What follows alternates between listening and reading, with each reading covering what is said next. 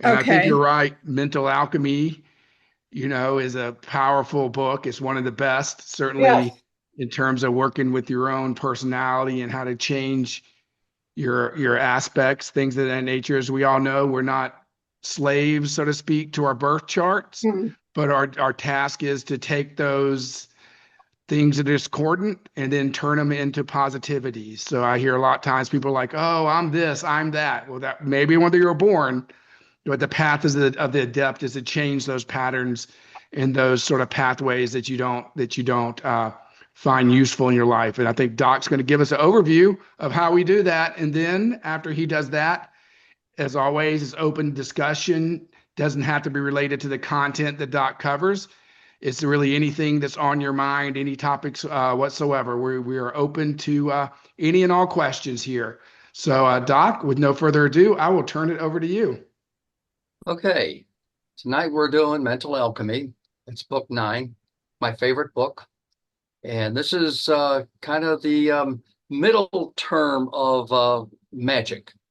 This is getting into the meats and all the screws and bolts of magic and how to actually.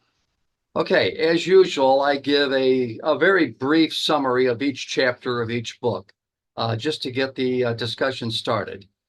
And we'll start out with Mental Alchemy on chapter 1. This is mental alchemy that transforms life. All events, body, fortune, and health events, and the destiny are governed by the unconscious mind or astral body, which is composed of thought cells formed from our experiences. These cells release desire energies that attract corresponding conditions and events from the inner plane. A birth chart maps these thought cell groups along with their harmony and discord at birth. Progressed aspects add temporary planetary energy, increasing power and altering harmony. Disease, poverty, discord, or misfortune in any department of life is caused by discordant thought compounds in the corresponding compartment of the unconscious mind or astral body.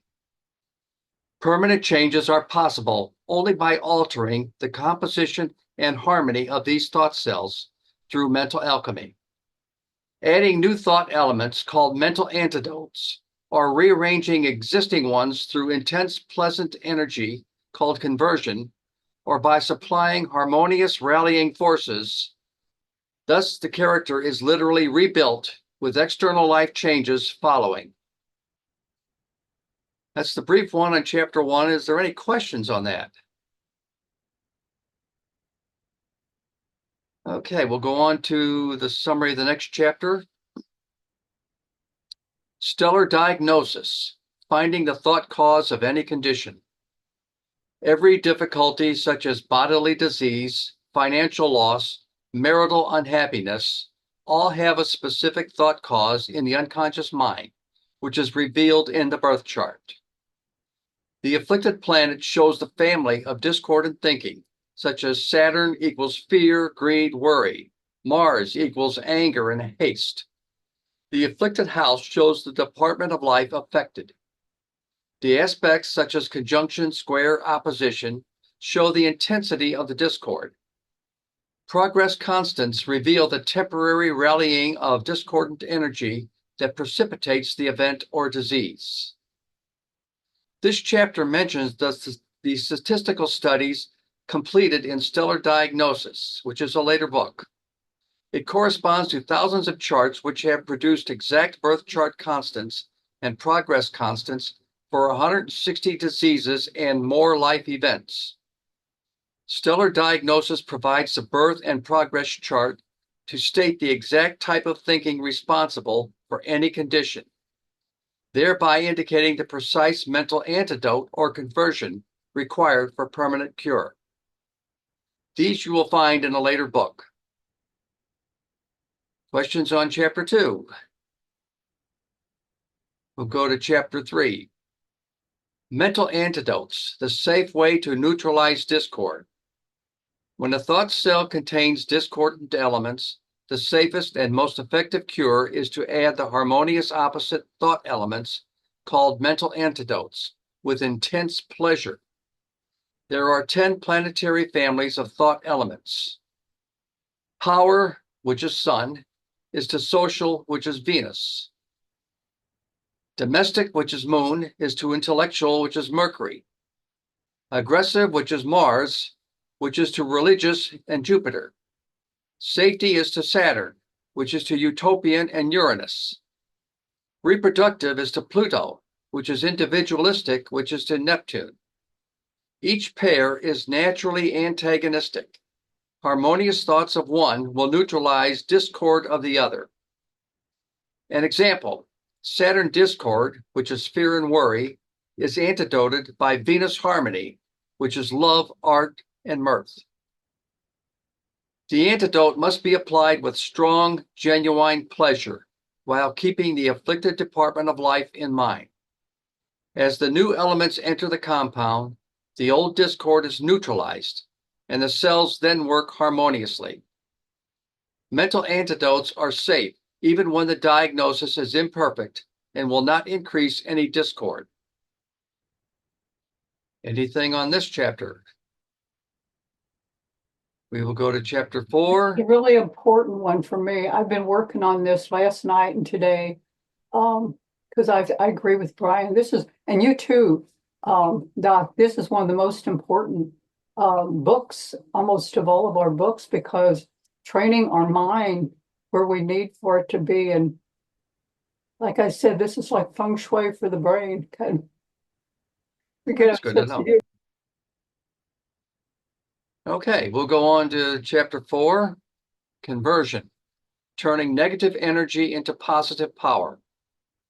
When the thought cells are composed of mental antidotes, that is, harmonious elements, adding more of the same family of thought cells, it strengthens them. The only way to change their action is through conversion.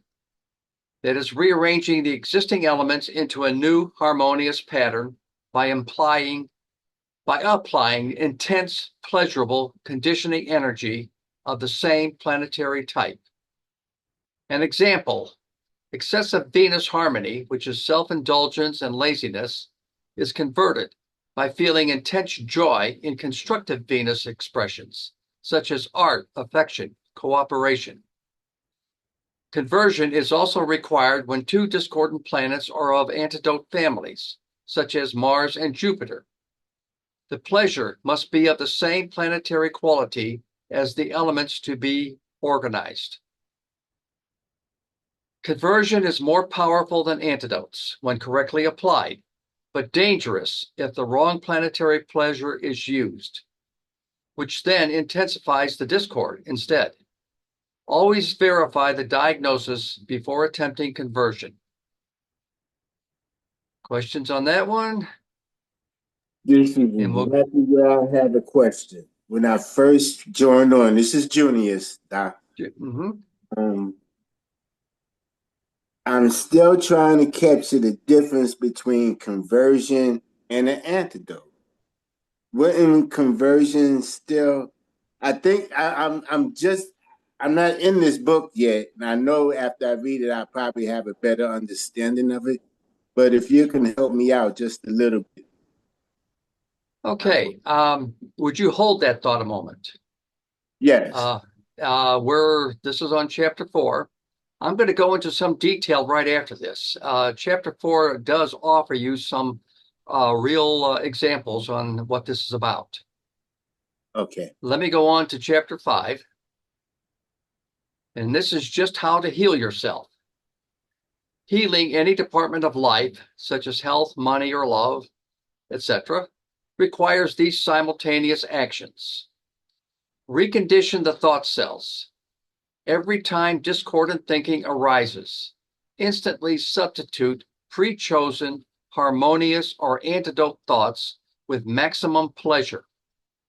Think of the afflicted department only in association with these new thoughts.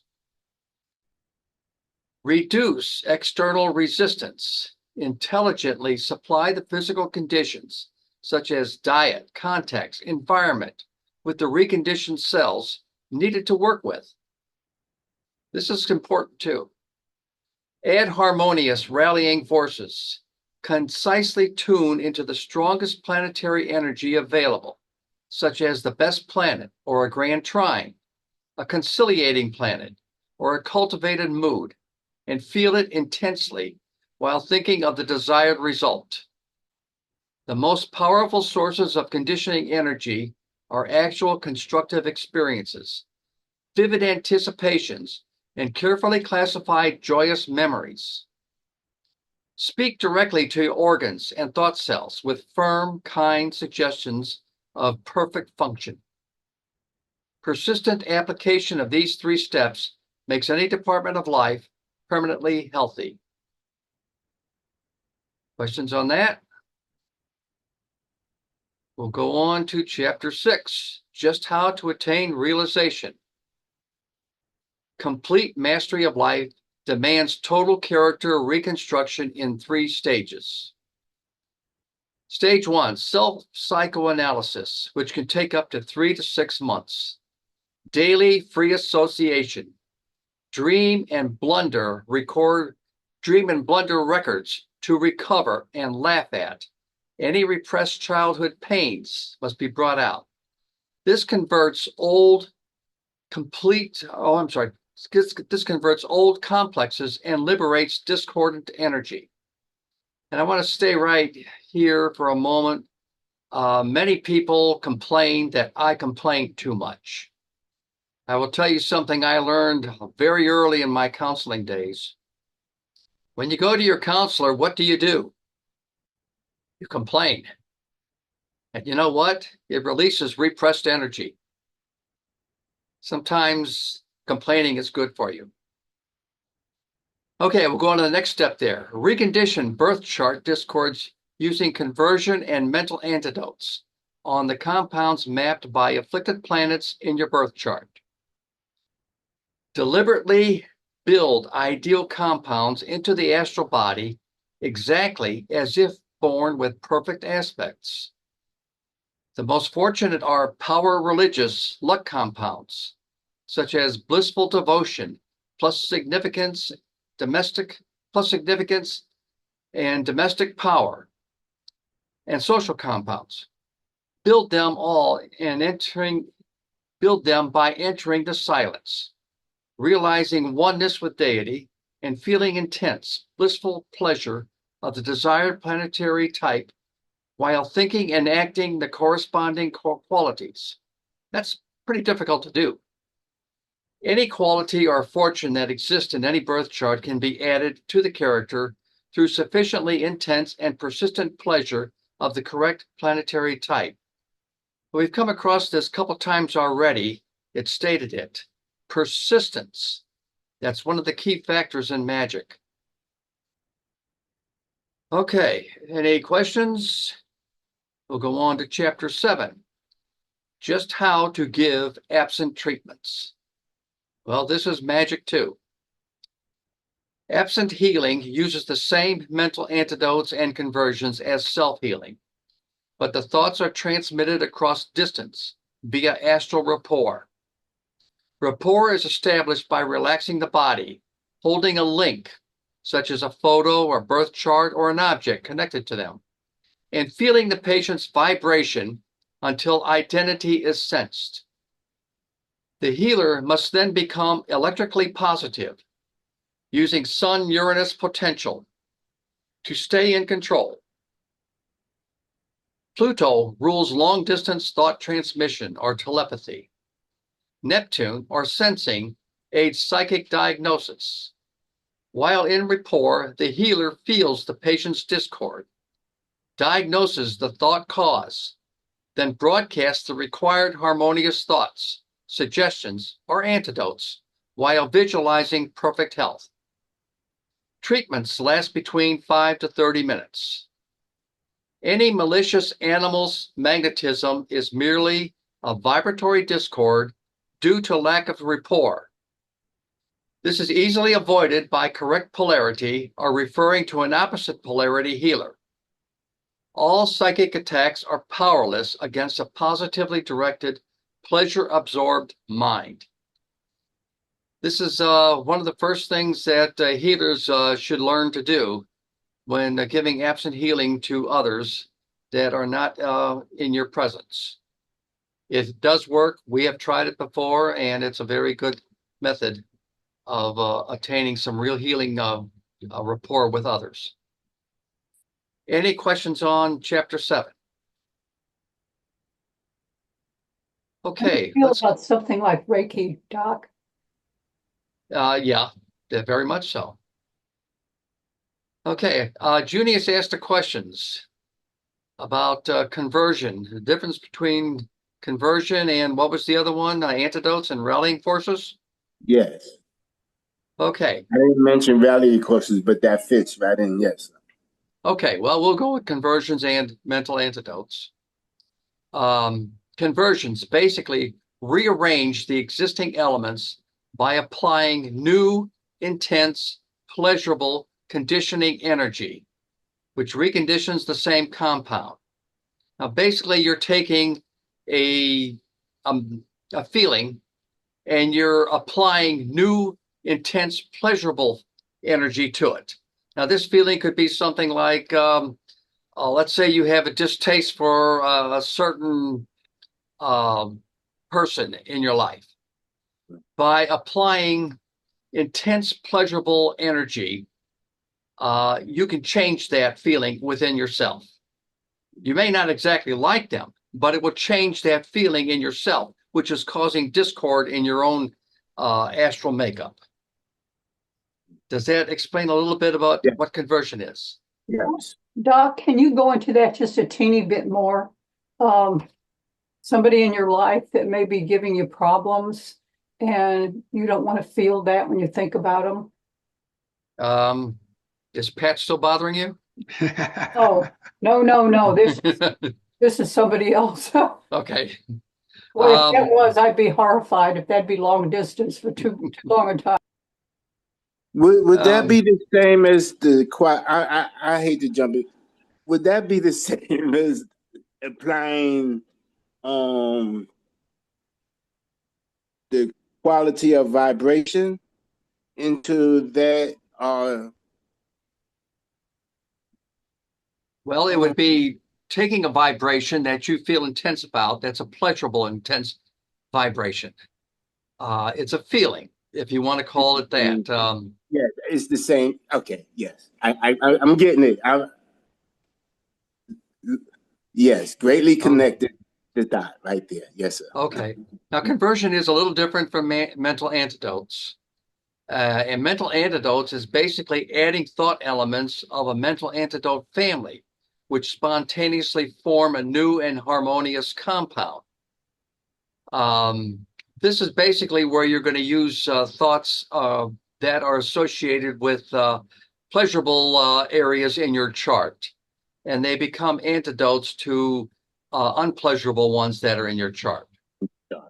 That's not exactly the same as conversion. Conversion is making an intense feeling that is similar to what you want to accomplish and applying it to the unpleasurable one. Doc, I have a quick question. I'm sorry, but do you feel like you have been, or other people have been very successful with conversion? To me, it looks like it takes a little more work to do that than the mental antidotes. I will have to say I like conversion better than antidotes. It's worked for me. Okay. That's best I can tell you. With a very, very, very powerful sun, which is very negative, and 50 years of working on it, I'm getting there. So this is where digging into your chart and understanding what this harmony that you should be can be working on. Yes. That's where you know where you press that quality of force into. That's what I meant by the vibration. Yes, See, that's yes, it. it's coming together. Thank you. Yeah, that's really a good part of this. You have to know what's in your chart, as well as what's in your feelings and your thoughts and your dreams, and in your environment. They all play a part. If you're in an environment that is negative, you can still apply conversion and mental antidotes just for the environmental part. and you'll start to change your environment. You'll make changes that are pleasurable for you. Okay. Doc, on that subject, a way to sort of think of it, I'll use an example. Let's say that, you have a fear based around a lack of money, right? So that's going to be a very Saturn sort of feeling. Yes, it is. If you were to provide an antidote, that would be Venus as the antidote to Saturn.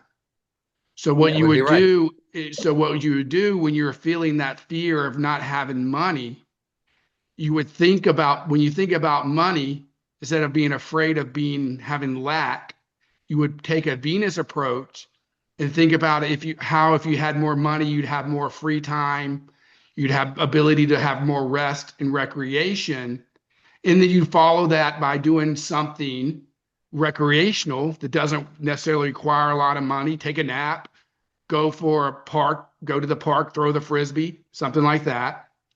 Now, for conversion, if you had a fear of the lack of money, you wouldn't look for another energy. You would look to apply the positive side of Saturn to it. So instead of thinking about the fear side of Saturn, which is the disharmonious, you think about the systematic, which is the positive side of Saturn. So you're still in the same energy, but you're taking the positive part. So what you would do then, if you had a fear of a lack of money, do a budget. That's a very Saturn systematic way to do it. So then you would approach it in a very systematic Saturn way, your lack of money, do a budget, include some things, use a little antidote in there. You can include some things that are from the positive aspect of the sign.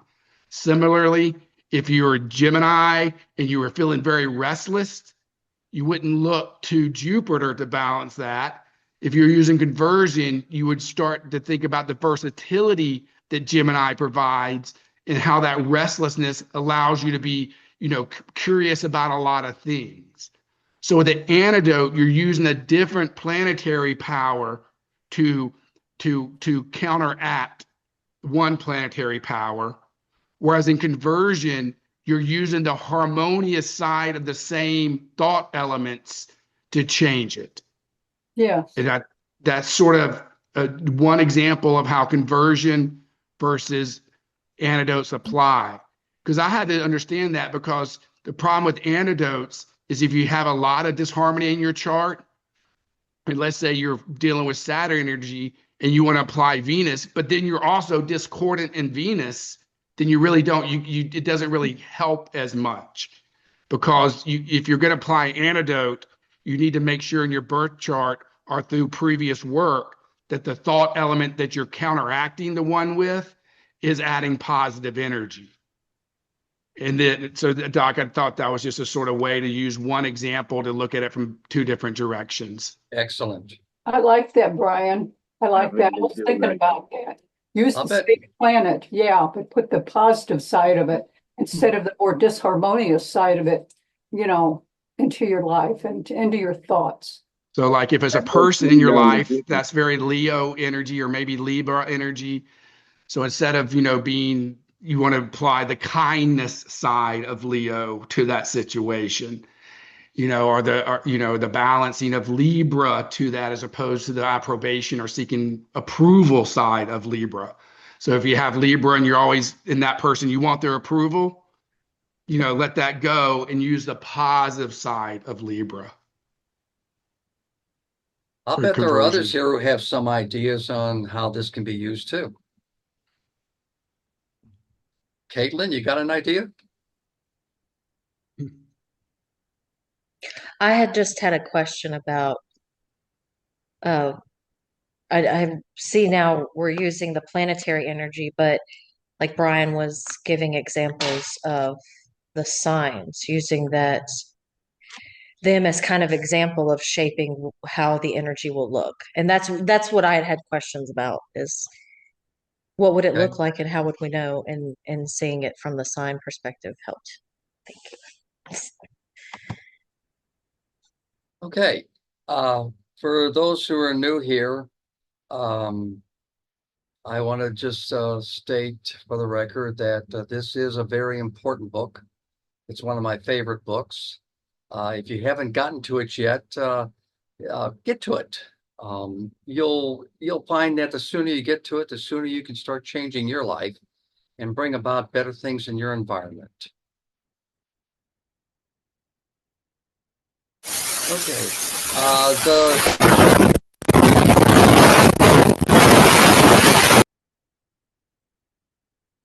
Was that my end or? Oh, it was me. Sounded like a thunderstorm. Okay. Okay. It is open to discussion on anything anybody wants to bring up. Anything at all on the books, on any other form of occultism or esoteric society, anything in the arcane. This is your time. Well, here I go. Now, y'all have referenced in one of the discussions the Emerald Tablets. So, Okay. would that be okay to go to ask a Yes. question concerning this?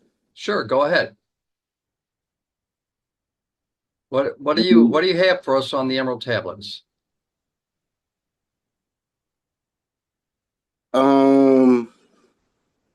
Let me go to it. Give me 1 second, and I am there.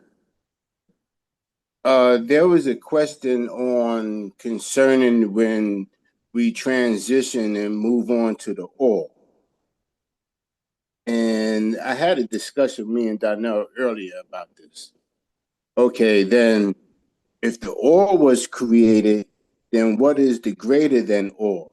Would that be the manifested, or on self all? It was more of a question to get to hear responses than something I just had, because I can go on with stuff I have. I have notes here, and I was referring to tablet 6. What is tablet 6? Bring it out. Okay, there's really 13 tablets to the Emerald tablets. It's not just one book. So each tablet was transmitted by Duriel, taxi driver. He was channeling, and it was like the channeling, the reading of it. I kind of felt like I was reading some of Albert Benjamin's work, you know. And so there's the 13 of them, and them comprised together will make the book of the Emerald Tablets. And some say 15, counting the summary and the preface, which they give meditations and give you directions on where you can use this as magic. Pretty much where we at with mental alchemy. Yes, the Emerald Tablets are one of the 3 major books that all belong in the Hermetic philosophy. Yes. Hermeticism is taken from ancient Egyptian teachings, as well as some of those books that we have today.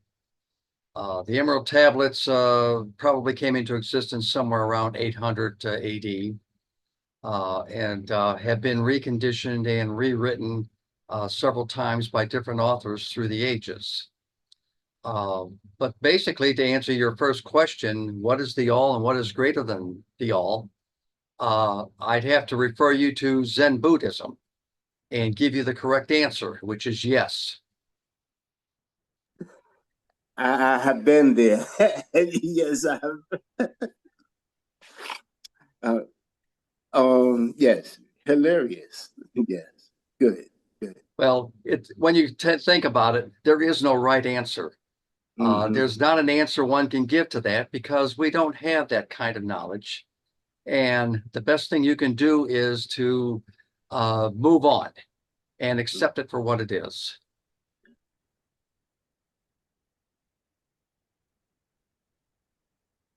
Thank you.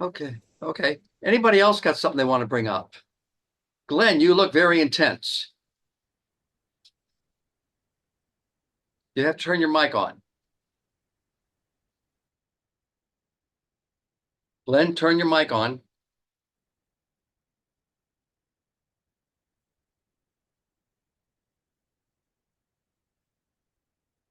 Glenn, you're talking, but we cannot hear you. You have to turn your mic on. Lower left-hand corner. Oh, I was muted. Okay, can you hear me now? Yes. Hi, everyone. Yeah, sorry if my voice sounds a little scratchy. I'm down with the flu here, so it's okay. So I have a question. I hope it doesn't sound like nitpicking.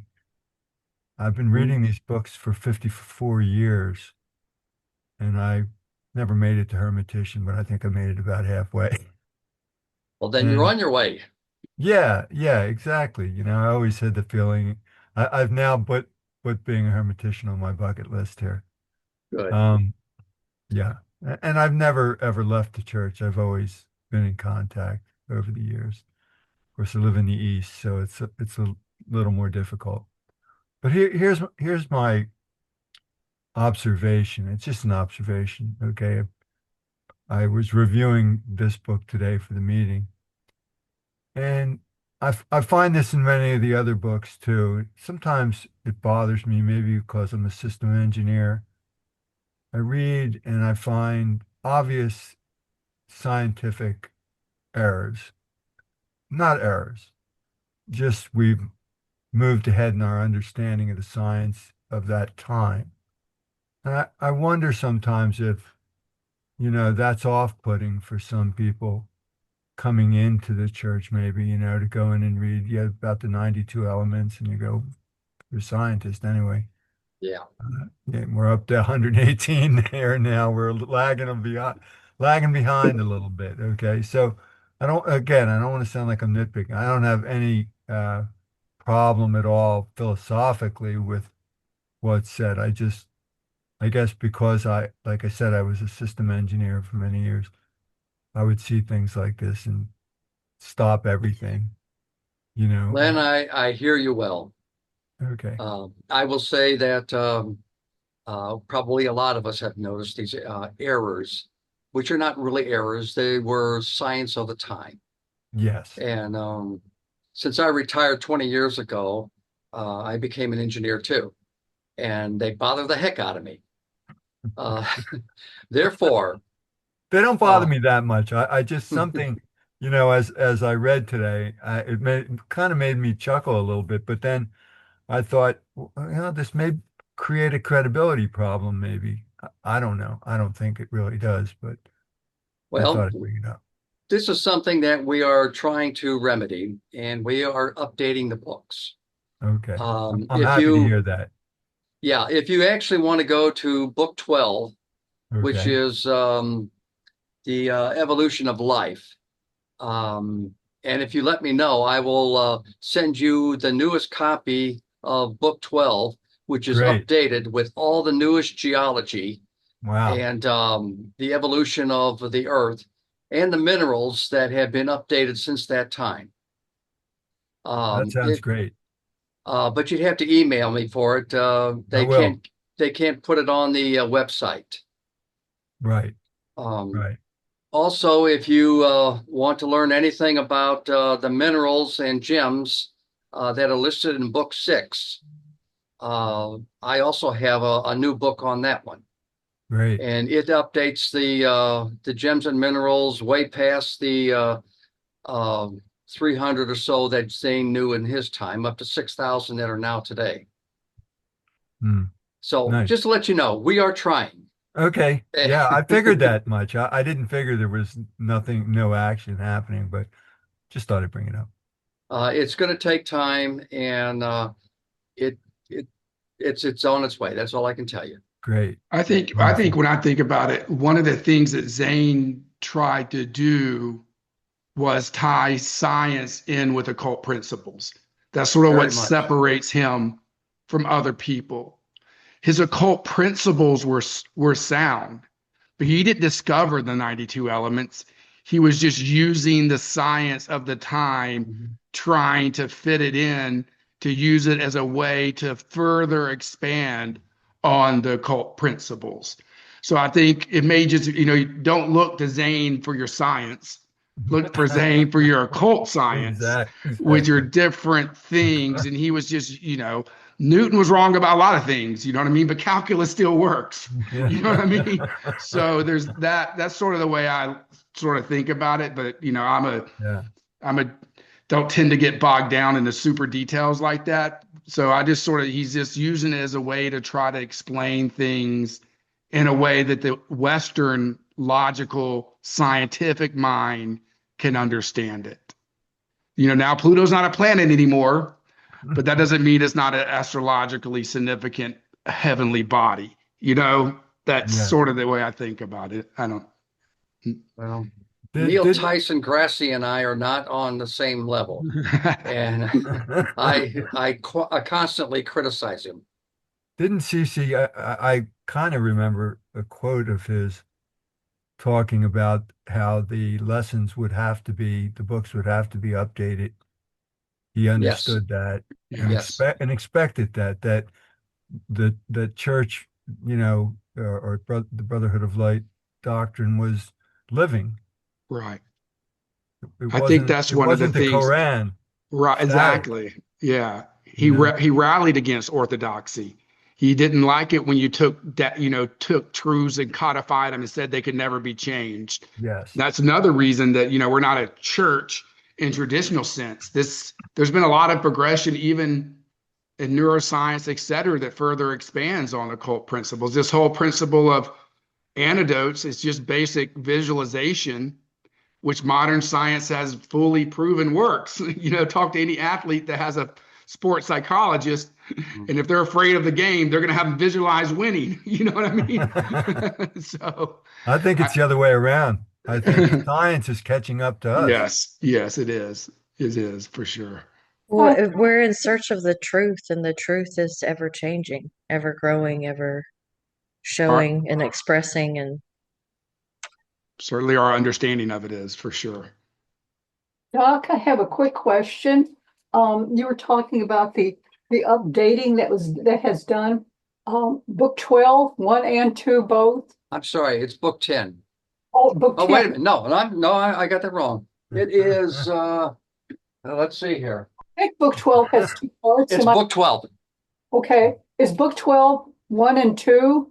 It is 1 and 2. It's evolution of life and evolution of religion.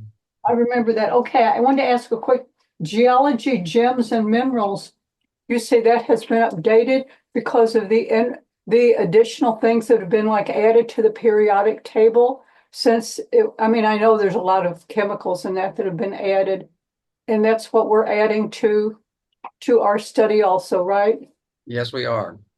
If you are interested in gems and the vibration of gems as a type of talisman to Mm-hmm. help in your mental alchemy, you have to email me. I will. I was going to. Thank you. Yeah, when I Yeah. saw that, because I've been collecting gems since the 80s and stones and everything. In fact, they just had a gem and mineral show a couple weeks ago. Afton Community Center. Yeah, yeah, yeah. So found a new stone and it's a cousin to turquoise. If you go to to those little community affairs, go see John Mackey. He has everything you're probably ever going to want. And he is a geologist. He was one of my teachers. And he'll get you one at a good price. He always has a table or a booth. He has a booth. Okay. Because I'm getting familiar with some of the people. Bill belongs to the Gem and Mineral Society since the 1960s. So Or then he'll know John Mackey. okay, his name, it sounds familiar to me. He Yeah. may be one. Okay, thank you. I don't want to tie us up. He was also the former CEO of Whole Foods, so that's a different John Mackey. Yeah. Hey, Doc, can I ask you about rallying forces? For me, Yes. rallying forces, tend to use my luckiest sign and my best planet. So in my chart, my most positive energies is what I'll turn to when I want to rally in force. Does that make sense? That makes sense. That's a rallying force. You're actually rallying all that energy from that one planet, environment, a house, and putting it into your character. So if you look at your chart, sort of look at your best aspects and then that are harmonious and powerful, those would be clues to which rallying forces may work for you. Thank you so much. I forgot to ask that question. Thank you. Well, Brian, writing in on what you just said, last night I was thinking about one of the most problematic aspect in my chart. And when I found that Jupiter is what I can use to help deal with that, I was just relieved because it was saying Like an faith, opposition drain, pardon, like an opposition drain. opposition drain. Is that what you said? Yes. Oh, well, you want to know what it is? It's my Mercury. Uh, Sometimes if you have two negative aspects that are opposing each other, you'll have a positive aspect across it that's called an opposition drain in Paul's software. And I understand what you're saying. This is, I have decided that Jupiter, Sun, and Saturn probably can be my most positive to utilize. And Jupiter last night, faith and reliance on a higher power can relinquish the activity of constant feeling like I've got to do everything. And just the thought process, let go and just, it could be taken care of. Just don't put any, Yeah. I guess. Do the best you can and leave the rest up to the cosmic. Absolutely. I get worried about things. So if I can just let go of the worry, that can, do better. Take a quote from AA, let go, let God. Well, Glenda, did you want? I did think of that, to tell you the truth. I didn't know if I should throw that in here or not, but it's applicable. So yeah, thank you. Hey, Glenda, did you want to say something? I see you got yourself unmuted. Oh, finally. First of all, thank you guys for doing this class. And it's important. I went back and tried to read this mental alchemy, and like all of you said, or most of you were commenting, this is really probably one of the most, I guess, useful tools, to develop yourself along the spiritual path. But anyway, I had a question. And it was something that Brian, you addressed, and you said for mental antidotes, because I've not really perfected any of this, but I'm thinking about antidotes, and for example, Mars. If you're looking at Mars being discordant, and you know that the antidote is the moon, and you said that you want to be careful, when you pick your antidote, that it's not discordant. So if the moon is harmonious, for example, very harmonious, Mars is discordant, but I'll reach back out to Brother Lovelace. But okay, but what I'm wondering is if Mars is squaring the moon now, but actually the moon is it's very harmonious, Mars being discordant, is it still basically, I'm getting the sense that it's still good to use the moon if you're going to do an antidote, if the moon is overall in the chart strong and harmonious. Is that on the right path there, or? Yes, you're right, Glenda. You've got it right there. The Okay. moon being very harmonious is your antidote to Mars. Okay. And think of what the moon would represent to you. A lot of Yeah, times it's helping domestic the impulses. helpless. Yeah, help. Okay. It can be also going into your inner self too.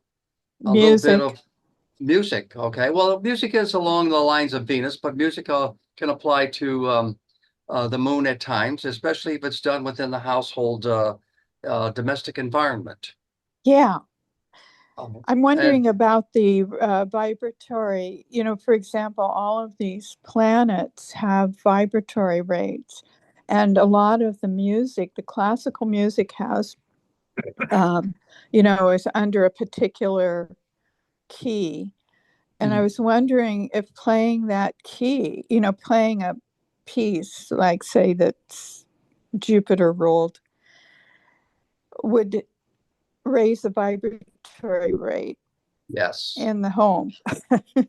Anything you can do that is along the lines of the moon is going to increase the vibratory rate of the moon. And it will, as long as you keep it pleasurable, it will basically be a good antidote for anything that is Mars oriented. Thank So you. for example, for Yeah. me, if I'm feeling a lot of Mars energy, I'll put on some moon music, put on a moon colored shirt, and go outside and cut the grass and go outside and cut the grass. Do domestic, clean the Yeah. house. Yeah. Make Do it nice. Uh-huh. Yeah, because that you're still Comfortable. doing that aggressive initiative, that Mars energy that wants you to do something. You're just Right. constructing around the house and Yeah. domestic. That's a good idea. Yeah.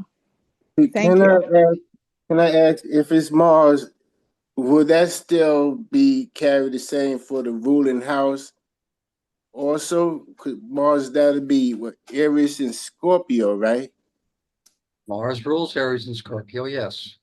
And so would that antidote and that convert all these techniques would still apply? It would apply to some extent. It depends on where your Mars is. If your Mars is in Aries, it's going to apply more likely than if not, if it's in a different sign. I see Candace has her hand up for a question. Candace, welcome.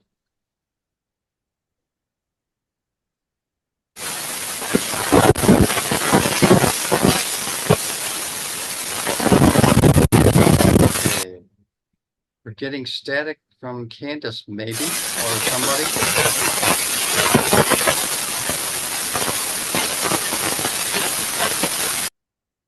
Candace, you might be talking, but all we're getting is static. Okay, while she figures that out, Caitlin, you have your hand up.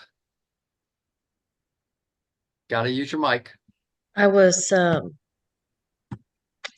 still wondering about Junius kind of asked and reiterated it to looking for for the signs and that planetary energy. But then I was thinking, so would you also look to the house, not necessarily the house that that sign rules, but the house that it's your sign is in? So for like with domestic moon energy, I have my Cancer in the second house. Would that be involved in any way? Yes, Yeah, you got to look at all those you nitty do. gritty details. Yes, it's going to affect the house, the compartment of life where those planetary energies are affected too. So yes, you do have to look at that. And if you want to add energy, look to your environment that is pleasurable or conducive to that type of energy in that applies to that house. And that will also help the energy to come through. When doing actual magic, we use all kinds of implements, paraphernalia. They themselves don't do anything by themselves, but they're there as, let's say, reminders or gifts to the mental energy that you're putting out. When you see that, you think of a certain type of energy, and that enhances what you're trying to do. The same thing in a house. If your environment has got certain things that is conducive that you want to do, that's what you want your environment to focus on, or what you want to focus on in your environment to produce an effect that you want to change in your character. Does that help a little? Yes, sir. There was also I have mine laid out through where it's showing the my most powerful planets, and then it has the section for harmony and discord. And Brian said his luckiest planet. Are you saying the luckiest as in your most powerful? Is that what? Most Your luckiest, harmonious. your luckiest planet would be your most powerful planet that is harmonious. Gotcha. Which is different because um, so my most powerful is Mercury, but it's very discordant. Right. So yeah, okay, I see. I get it. Yeah, that planet, your most powerful planet, is going to give you an indication of what your cosmic job is, what you should be doing for the universe. Oh It God. doesn't mean it's going to be easy, but it's where your luckiest planet tells you where you should make your money. Because you want luck when it comes to make money, and you want power when it comes to doing your cosmic job. Yeah, I know. I got you. I feel you. Okay. They Candace got her hand raised again. Yeah, we see Candace's hand. Okay, so is this better, guys? Yes. Perfect.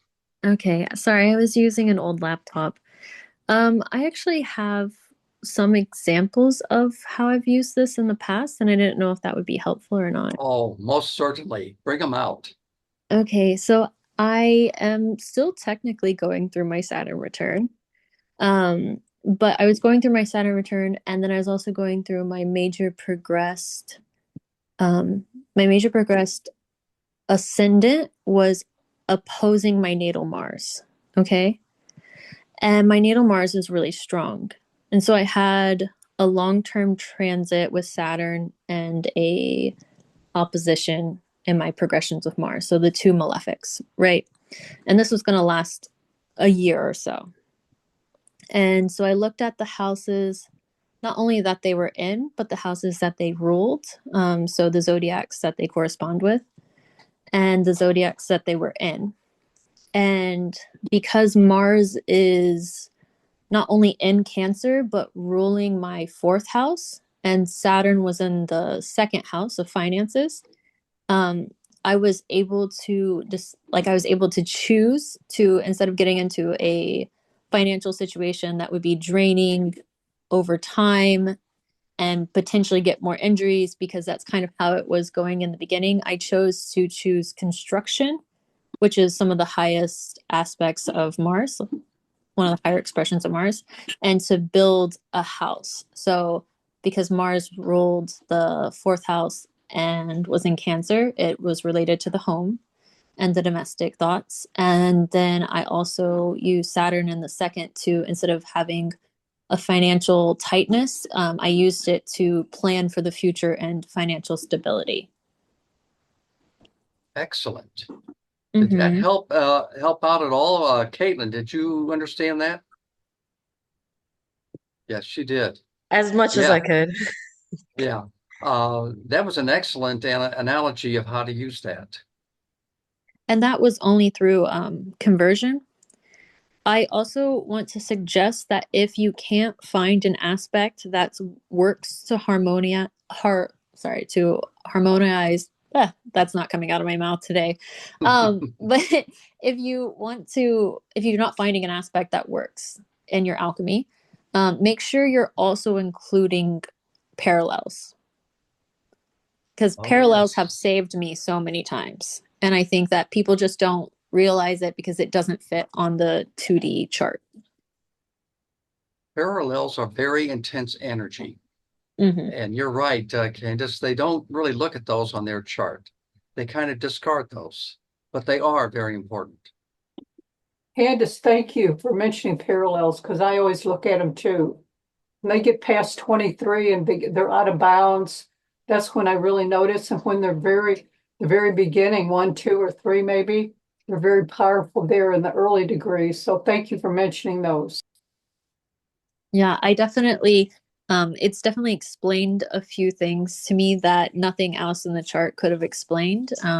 And obviously, I've worked with Meg, and Meg knows the importance of them as well.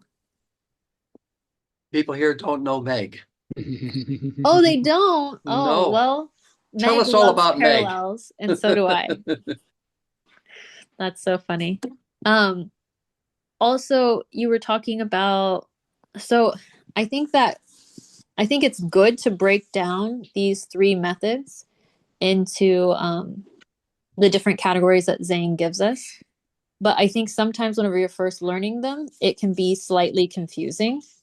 And I kind of look at it like the flow of water, more or less. One second. Sorry, I didn't know if you could hear the flow of water that my husband was running, so I asked him to stop. So I look at it like the flow of water almost. So if you have a bag of water and it gets stagnant, it's going to not work well, right? Like it's not going to be healthy or beneficial anymore. And so you can drain it off, right? Like use that energy in a productive way, or you can refine the water, or you can add something to the water like a filter, right? So you can do different things to purify the water again. And I think Zane uses metal ores as an example, right? So you have to like get the experience, remove the draws, which is like purifying the water, right? So I think the other thing too is to not get too caught up on fitting your mindset into Zane's language. I think that if you look at nature, this is repeated across all of nature again and again and again. And if you can see a pattern that has worked inside of nature, Zane probably talks about it, you know? Does that make sense? For sure. Yes, it's great. Excellent examples. Hey, Doc, what I found, everything Candace said, that was really good. Thank you, Candace. Sometimes just doing a little magical ritual can help sort of kickstart the process too. So if you're wanting to, get more, let's say you're dealing with a lot of intellectual troubles, right? You got too much discordant Mercury, you could do a ritual to where you, instead of just, say a prayer, which is great, but also, put the color indigo or purple around, play a Jupiter song, do the scents, the smells that relate to Jupiter, and you just sort of write down a short little, you know, saying prayers or whatever, but then, sort of do it in a more magical way so that you have a little more environmental support to make the change through the smells, the sights, and the sounds. And then as you're trying to, get that Jupiter energy, doing it in the form of a little magical ritual to make that change can help. Do you have anything have you ever done that kind of stuff, Doc? All the time. I will say magical ritual is the epitome of Zane's books. Once you get to manuscript 21, you'll find out that's exactly what all the manuscripts in the books lead up to. And what does magic actually do? It does book 9 only far more intensely and brings about an environmental and personal change much faster, more intensely, and for a longer beneficial period.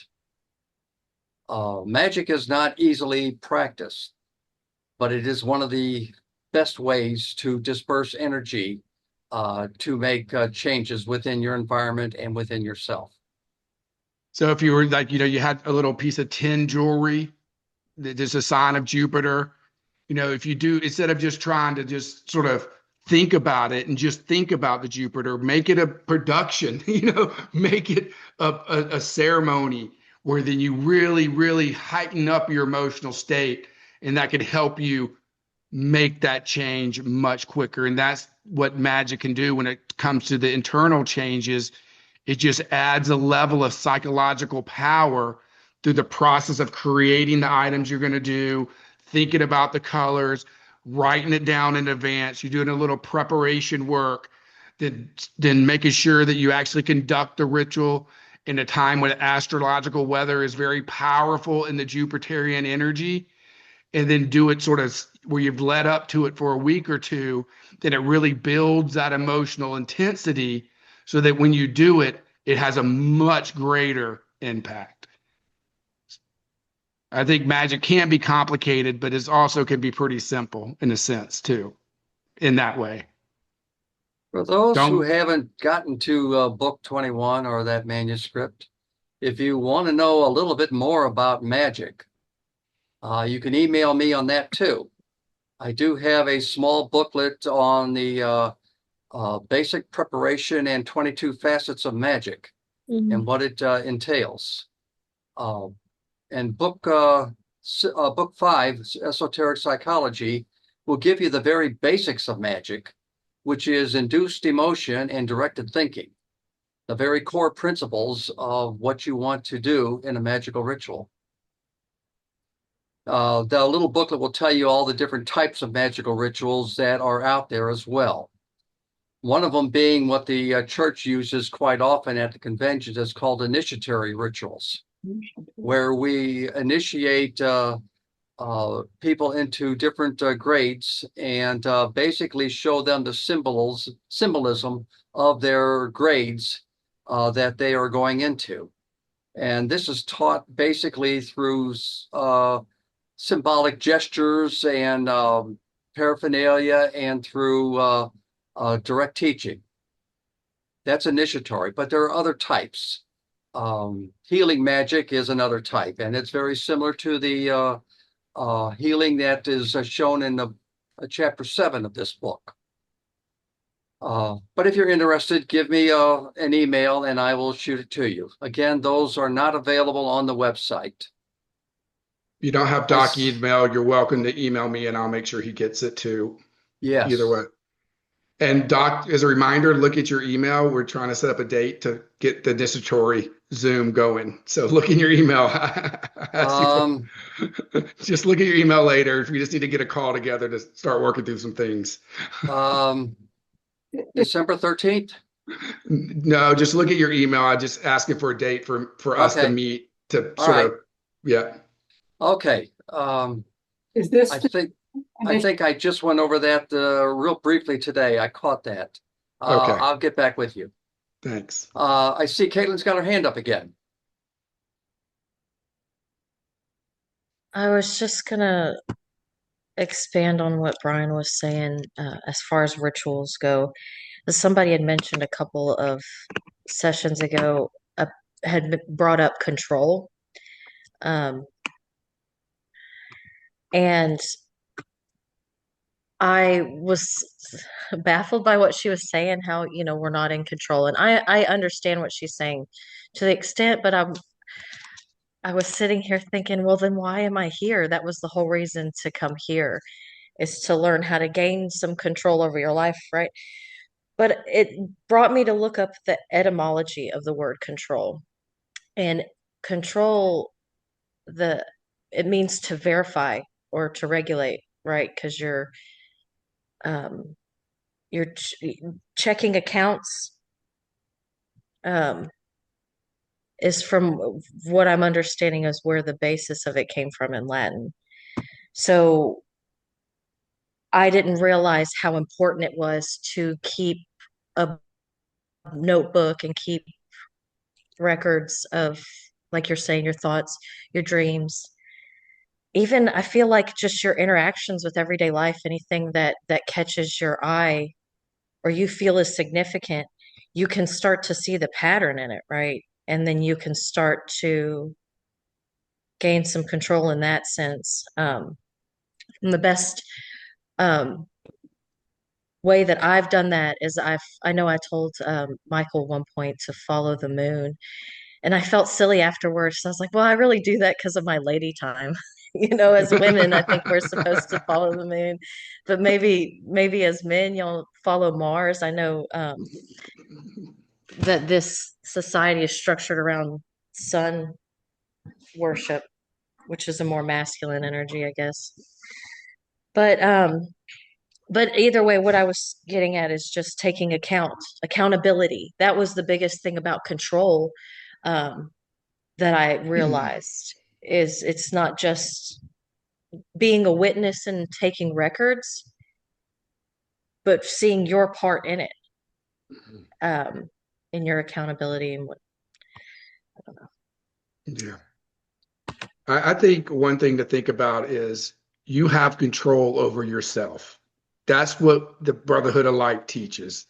As an adept, you should be in control of your thoughts and your emotions and your reactions Unfortunately, I haven't quite figured out how to have control over the rest of the world. I'm working on it, Yeah. but I haven't got that figured out. But you should be control of your human system,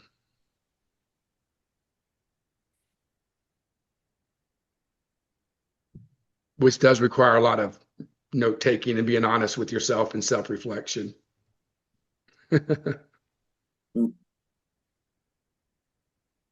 They actually did a study on people who believed that they had more control over their life and people who believed more in fate.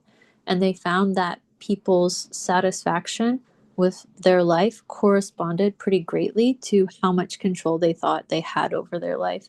And so basically, the more control you think you have over your life, in general, leads to you having more satisfaction with where you're at in life instead of being a passerby in your own life. Yeah. So to me, we can debate like fate and free will till we're blue in the face, but if there's a study that has a corresponding statistic like that, then I get to choose something, or at least I get to think I choose something, then I'm going to choose to think that I have more control, right? Yeah, That's that's true in awesome. psychology. In these days, unfortunately, there's this victim mentality that people feel like they're a victim of their circumstances and they're stuck in that and they never get past it, which is not a good place to be. And I think some people are stuck in their circumstances, but that's what Zane is teaching, right? And that's what you're saying too, Brian, is that like we're developing our willpower, which means that it could be underdeveloped, right? Exactly. Mhm. Exactly. Also, I did have a question if no one asked it at this time. Oh, Go for it. Okay, so Brian, you were talking about how Mercury, if you have too much Mercury, you can do a little ritual. And wouldn't that be so? I've heard that rituals are under two parts of astrology at different times. So one is Venus and the other is Virgo. And so if we're looking at it from the Virgo perspective, because of the sixth house correspondence and all of that, then wouldn't it be a way to do conversion with Mercury if you're specifically doing it on an overactive Mercury? If you're doing it on I don't tend to overthink things when it comes to magic. I sort of think about it as being overarching. And the magus, which is the magician, is ruled by Mercury. So I've always felt, and Virgo's ruled by Mercury. So I've Mhm. always felt the magician sort of fell under Mercury's energy. But, and it happens to be my strongest planet. It's probably why I go that direction. So it would But be the best use of Mercury then.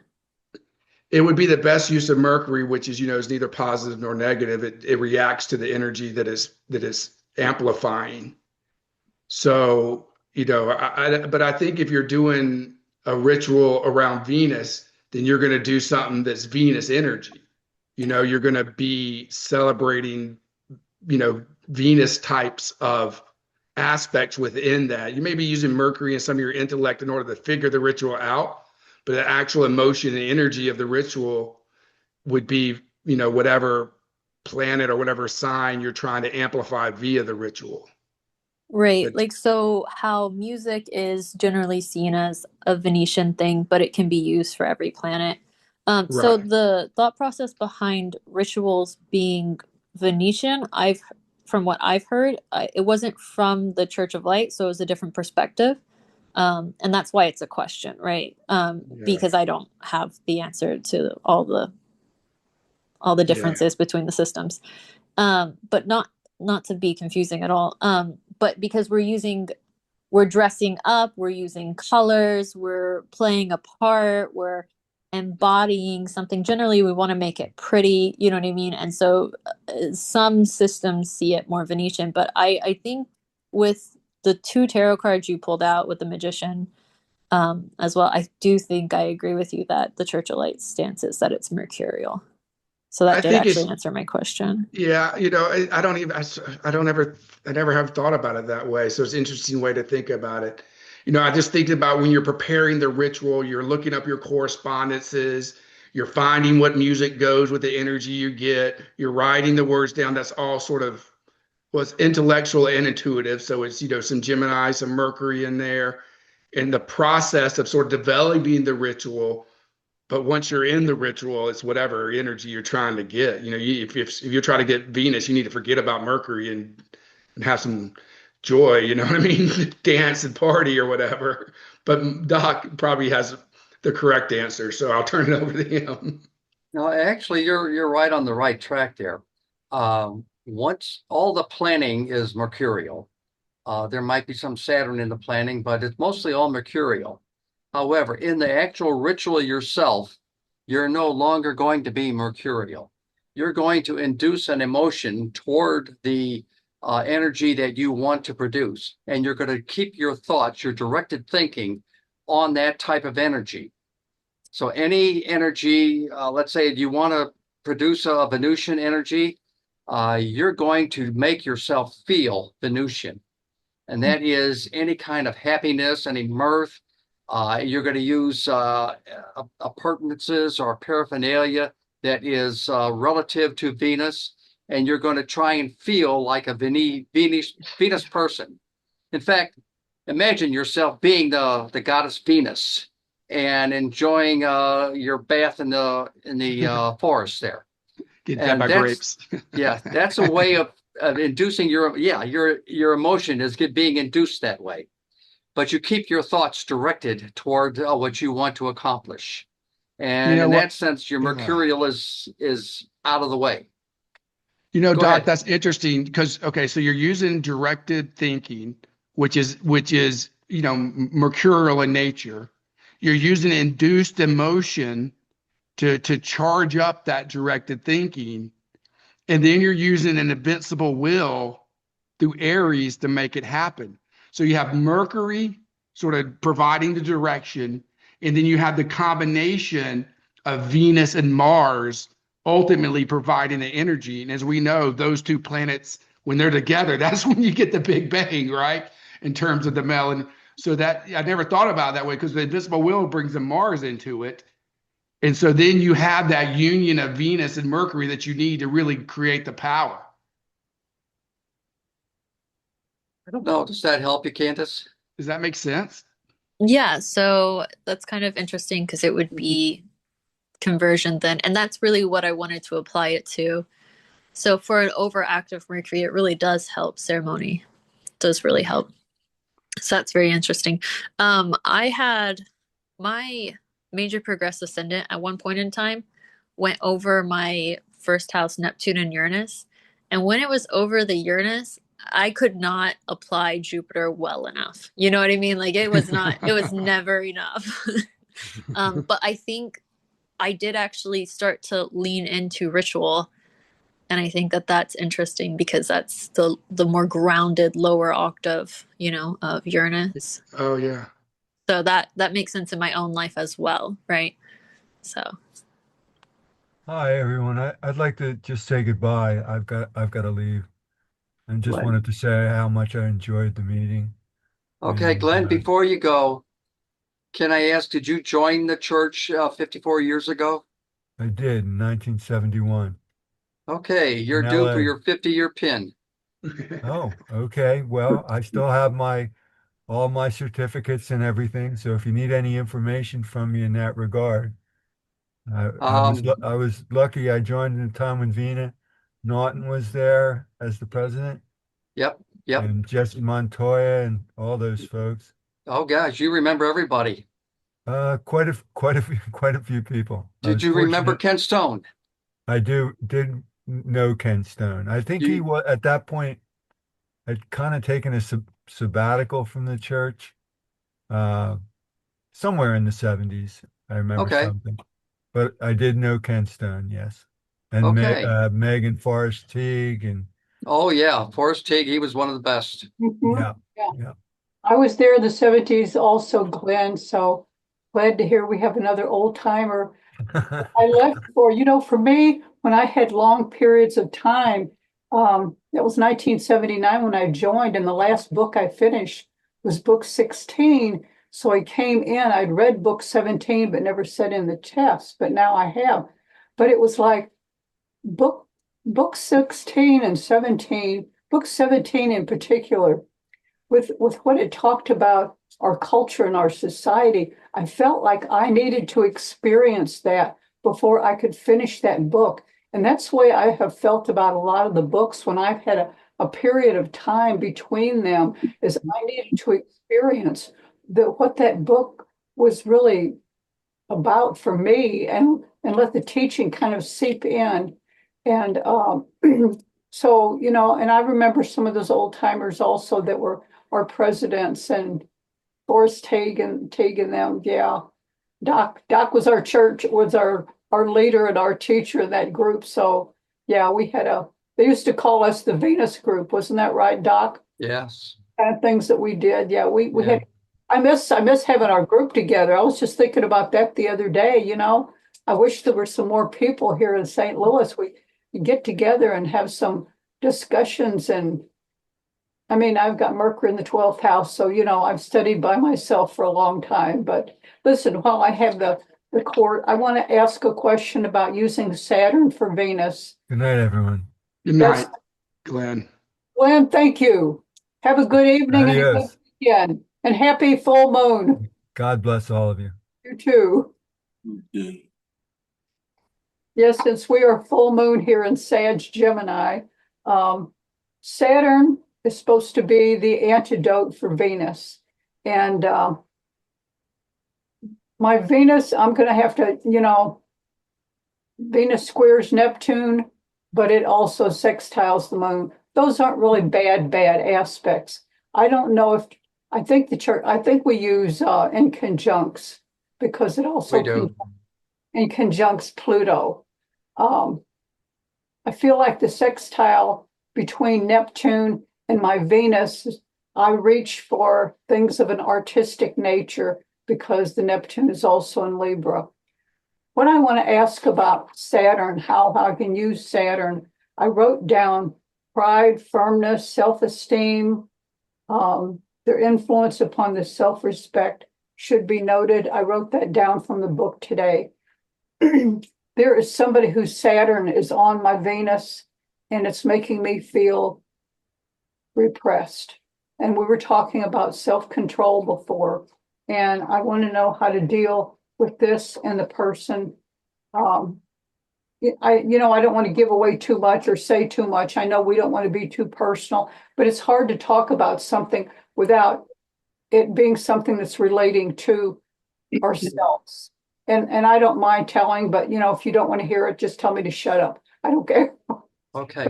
Let's ask this. What do you want to do that will help you overcome your Saturn discord? What's in your mind that you want to do? Well, what I want to do is I want to be able to feel comfortable and sociable without feeling this person repressing me. How would you go about that? Knowing that I have more self-control, and I'm not, even though I can feel them, I'm not going to let it take over my feelings, because sometimes I feel that person when I'm not in that environment. So, because I'm just really sensitive and pick up on other people in that way. And I need to either block them, or I kind of, what I'm trying to say, I think. Yeah. What do you think will help you do that? Accomplish your goal to be more sociable and block them out? Kick them out of the club. I'm sorry. Okay, let's pick a more positive way. No, I was just kidding. You got to have a sense of humor once in a while.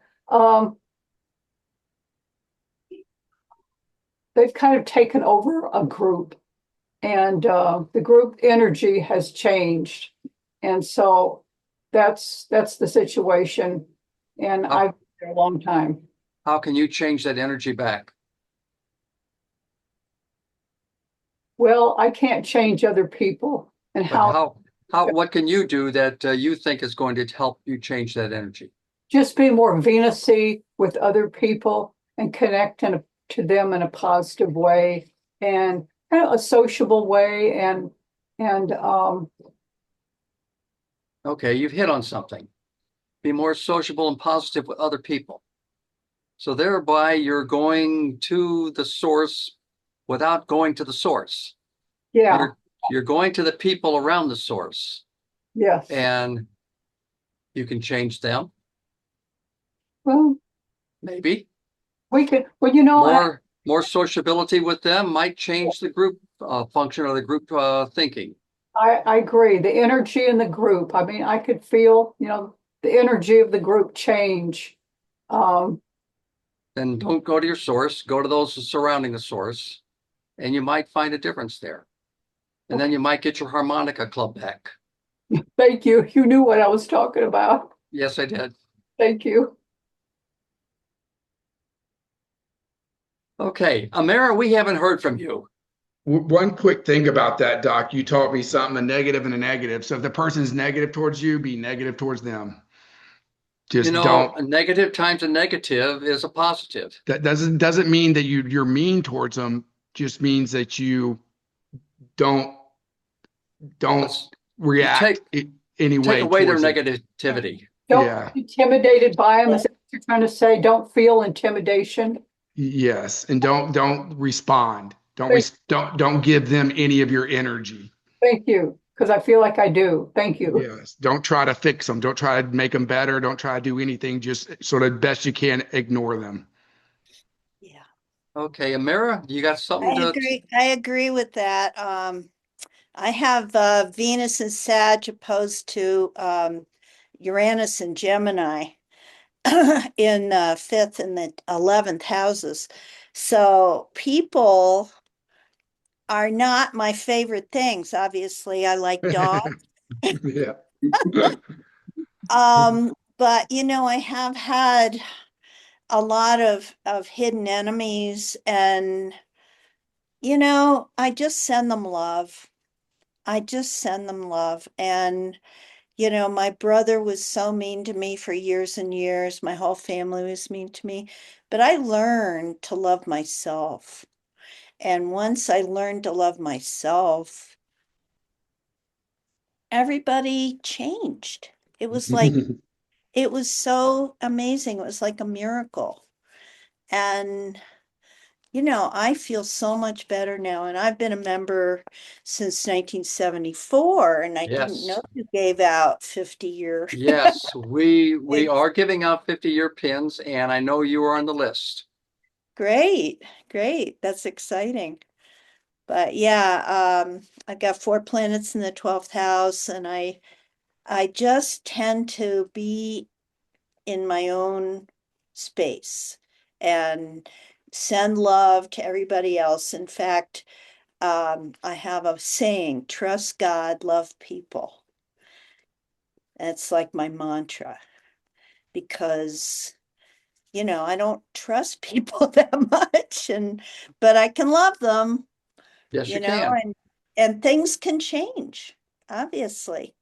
Well, the change brought about in you probably brought about your environmental change as well. Yeah. And see, these dogs won't leave me alone. They love me so much. So obviously I'm becoming a magnet for love. Better So dogs than kids. I've got a 4.5-year-old granddaughter who adores me too. So, but Okay, you're double whammy then. I've got it. I've got 4 kids, so I've had plenty of relationships. Um, but anyway, yeah, I really mental alchemy has always been a standby for me for all these years, and I always tell people how to, do magic on themselves, and that's part of our destiny here on earth is to become the magicians that we are. So, That's about right. and we learn, and if things were easy, we wouldn't learn that, so we learn through our, not mistakes, but our, shortcomings or They're all lessons in life. exactly, exactly. So yeah, I really appreciate this call on the full moon and Sag Gemini, and And just so great to be part of this group. Well, we're glad to have you too. Thanks. Hey, Okay, Doc, Alice. we're Yeah, I was getting going up. to say we're getting close. Yeah. We haven't heard from Alice or Michael. Would either of you two like to chime in or say something? Have questions? Yeah, hi. Yeah, I might as well say something since you put me on the spot. I always do that, don't I? Indeed. But I noticed in the email it said something like you can come and go as you please and not have the you not have to have the video on. That says it in the video or in the email, but it doesn't say Doc will call you out at the end. Yeah, you read that. Yeah, you might have to put that in for the next time. I appreciate everybody sharing. It's good stuff all around, and I'm actually looking forward to re-listening when the YouTube video comes out and taking better notes. But I just have a basic question, and what do you tell people is a hermetician? Like I do classes and study books to be a hermetician. Like how do you say that? Because they say hermetician. What is that? Who is that? And I don't even have an answer really. Okay, Um, what do you think would be your answer if you had to tell them? well, I have basically said before I joined the church, I enjoy studying invisible things, metaphysics. I just keep it broad to, Mhm. and I don't even say occult stuff because they think, oh God, but uh, yeah, I never really had a good answer. I've kept to myself, I think, for the most part. Yeah. Tell them you're a master of the Hermetic philosophy. Well, that confuses me. I'm a Okay. master of not that. Okay. A hermetician basically is a master of the Hermetic philosophy as propounded by C.C. Zane in the Brotherhood of Light lessons. And you're not going to get a better philosophy of the Hermetic system than through Zane. You can read the other Hermetic books, uh, the tablets. There's two others I can't remember anymore. The Kabbalion, but they don't give you as in depth about the philosophy as Zane has given you. So you can truthfully tell them when you're a hermetician, you are a master of the Hermetic philosophy. And then you have to explain what's the Hermetic philosophy.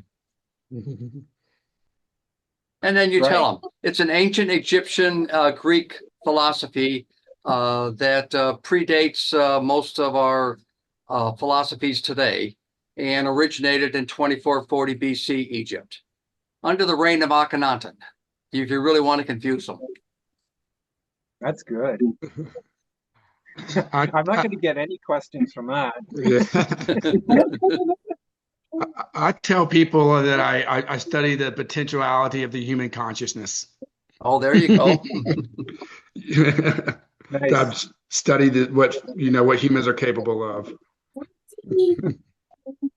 Oh, good. We have Alice, who is the only other one we haven't put on the spot.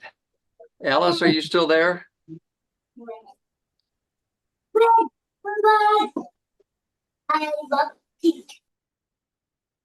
We can hear somebody, and we don't know if it's Alice.